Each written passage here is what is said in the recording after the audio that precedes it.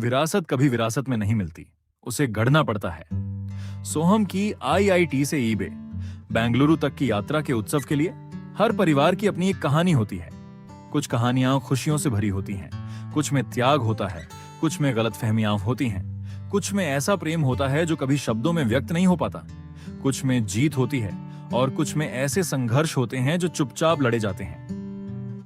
हमारा परिवार भी इससे अलग नहीं था।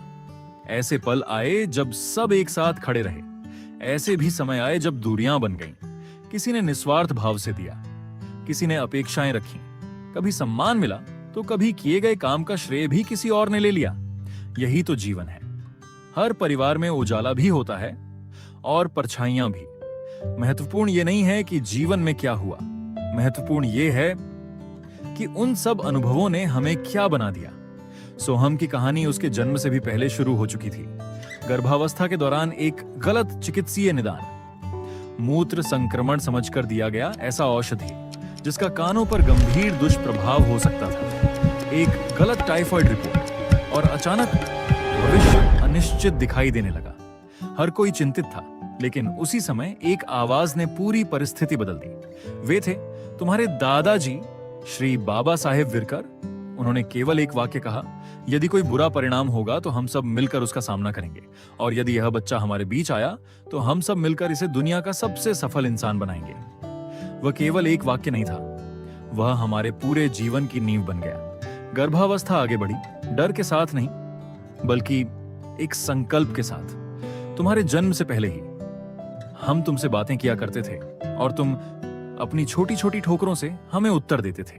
तुम्हारी हर हलचल हमें यह एहसास दिलाती थी कि तुम हमें सुन रहे हो। फिर शुरू हुई असली यात्रा।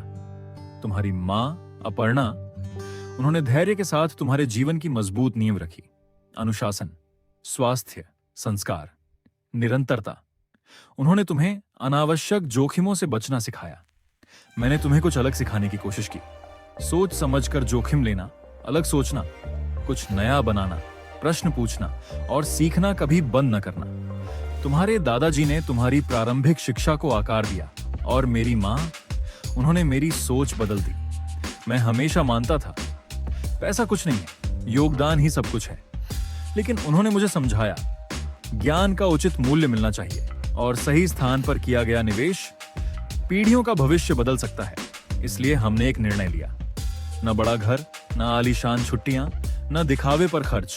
हमने निवेश किया सिर्फ शिक्षा में, क्योंकि शिक्षा पर खर्च किया गया हर रुपया खर्च नहीं होता, वह भविष्य का एक बीज होता है। फिर आए वे सबसे महत्वपूर्ण वर्ष जो किसी भी बच्चे का व्यक्तित्व गढ़ते हैं। 13, 14, 15 वर्ष।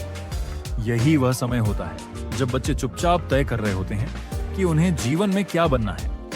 मैं केवल तुम्हारा पिता नहीं बनना चाहता था, मैं तुम्हारा सबसे अच्छा मित्र भी बनना चाहता था। उपदेश देकर नहीं, अपने जीवन से उदाहरण प्रस्तुत करके, लगातार सीखते हुए, अथक परिश्रम करते हुए, जिज्ञासा को जीवित रखते हुए और ये दिखाते हुए कि सफलता मिलने के बाद भी सीखना कभी समाप्त नहीं होता। उसी समय तुम्हारी मां अपना करियर भी बना रही थी और साथ ही यह भी सुनिश्चित कर रही थी कि पूरे परिवार को स्वस्थ भोजन मिले, अच्छे संस्कार मिले और घर में प्रेम बना रहे। आज जब लोग तुम्हारी उपलब्धियों को देखते हैं तो उन्हें दिखाई देता है आईआईटी मद्रास, एरोस्पेस इंजीनियरिंग और अब ईबे बेंगलुरु में तुम्हारी पहली नौकरी। लेकिन हमें दिखाई देते हैं हजारों अनदेखे निर्णय, हजारों साधारण दिन और अनगिनत ऐसे त्याग जिन्हें किसी ने कभी नहीं देखा, क्योंकि सफलता किसी एक परीक्षा में नहीं बनती, वह बनती है हर साधारण सुबह में, हर सामान्य शाम में और असाधारण निरंतरता में। लोग अक्सर पूछते हैं, सोहम में ऐसा क्या विशेष है? उत्तर बहुत सरल है, बस शुरू करो, करते रहो हर दिन। यदि किसी से प्रतिस्पर्धा करनी है तो कल वाले स्वयं से करो।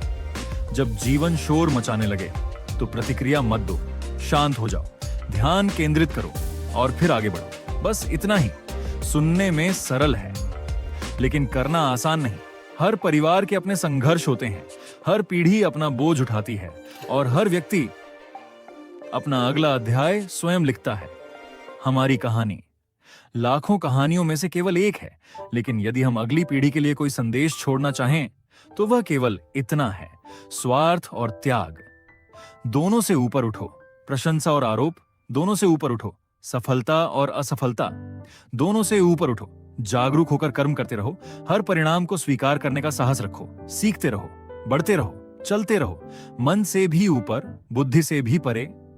जो जागृत चेतना है वही बोध है, और वही जीवन भर तुम्हें सही दिशा देता रहेगा। प्रिय सोहम, आज मंजिल नहीं मिली है, आज तो तुम्हारी पेशेवर यात्रा का पहला कदम शुरू हुआ है। तुम्हारा ज्ञान सदैव विनम्र रहे, तुम्हारी सफलता दूसरों के लिए अवसर बने, तुम्हारा चरित्र तुम्हारी हर उपलब्धि से भी ऊंचा हो, और तुम हर दिन कल वाले स्वयं से बेहतर बनते रहो। आईआईटी की इस गौरवशाली उपलब्धि के लिए हार्दिक बधाई। ईबे बेंगलुरु में तुम्हारी पहली नौकरी के लिए अनंत शुभकामनाएं। जाओ, ऐसा जीवन जियो जो आने वाली पीढ़ियों के लिए प्रेरणा बन जाए। हमें तुम पर आज भी गर्व है और हमेशा रहेगा। ढेर सारा आशीर्वाद। तुम्ही आले त्याच्या बाबतीत खूप धन्यवाद. म्हणजे मी जे पण केलं ते स्टुडंट म्हणून एक कर्तव्य होतं माझं, तेच करत राहायचो. म्हणजे आय डोंट थिंक की माझ्या पर्स्पेक्टिव्ह मधून ही एवढी मोठी अचीवमेंट आहे. म्हणजे जॉब लागलाय, येस, थोडी मेहनत लागली त्याला, म्हणजे जे करायचं होतं ते केलं आणि मग जे मिळायचं होतं ते मिळालं. तो इट्स ब्लेसिंग राहू दे पुढे पण.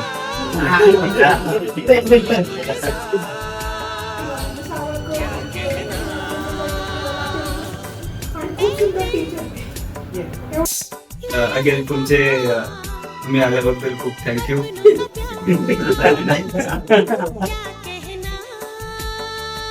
असंच